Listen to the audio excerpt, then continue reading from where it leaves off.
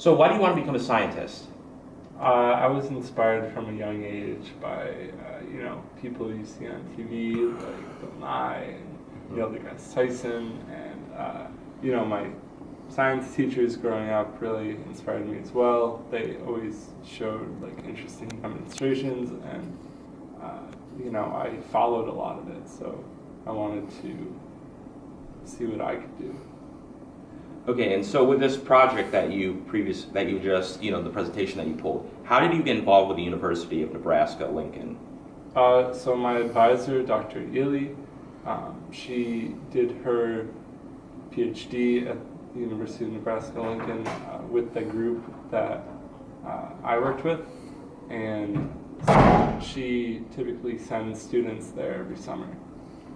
Okay, so it was kind of like, I don't know, this might be stupid, but it was kind of like an internship of sorts? Yeah.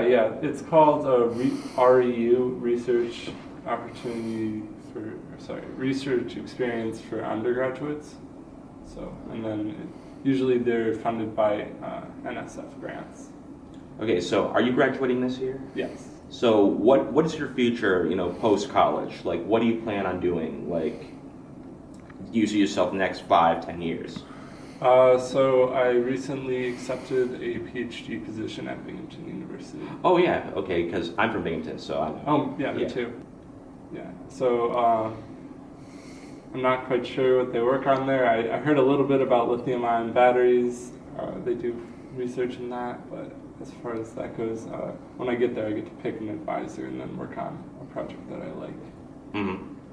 And so, one thing I also noticed about your presentation that involved a lot of chemistry as well. Lots of work with elements and like cathode and anode batteries and stuff like that. I'm just going off my knowledge from what I learned in chemistry class and from like high school.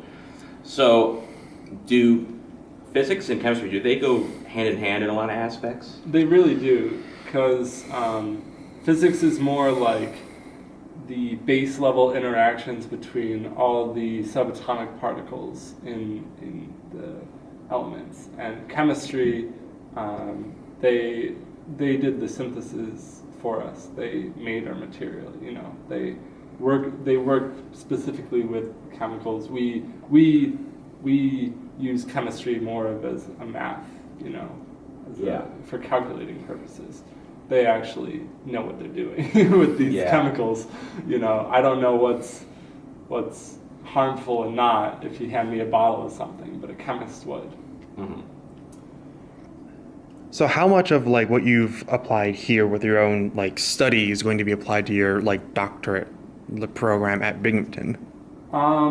So a lot of what I've learned, general knowledge of material science, like the crystal structures I talked about in my presentation, that's all important stuff that carries across through any project in material science you use. And the experimental methods like X-ray diffraction and X-ray photoemission spectroscopy, these are seen all over the place in the research there. So it's not necessarily the material I'm working with that I'm going to keep going with, it's the experimental procedures that I've learned. Yeah. Do you hope to continue this research in the future? This particular project, I would love to see where it goes, but I don't know if I can keep collaborating with Nebraska on it, and it's hard without the proper, lab materials and stuff. What made you pick this project for Quest Day? For Quest Day? Well, it's one of the major things I've worked on here at Oswego. So, So, the most recent and biggest project. Yeah. How'd the project come about then? It was very successful. We weren't able to determine the electronic properties of our material just yet, but some argue that the optical properties are more important to photovoltaic devices. So we found out there was a large discovery made in this anion exchange that we did. Like it's thermodynamically favorable to be in a mixed state than it was the two pures alone, which is important. Now, you have a job lined up at a university being a scientist. is that like the major area for people in your area to go in? Yeah, I think it's about half. Half of the people stay in research, and half of the people go to industry after their PhD. Oh, can I ask? Yeah, Do you sure. see yourself going to like an industry? I do. Yeah, I would like that. What industry? Well, I really care about these, solar cells and solar materials, but anywhere in the renewable industry, renewable energy industry. Sorry.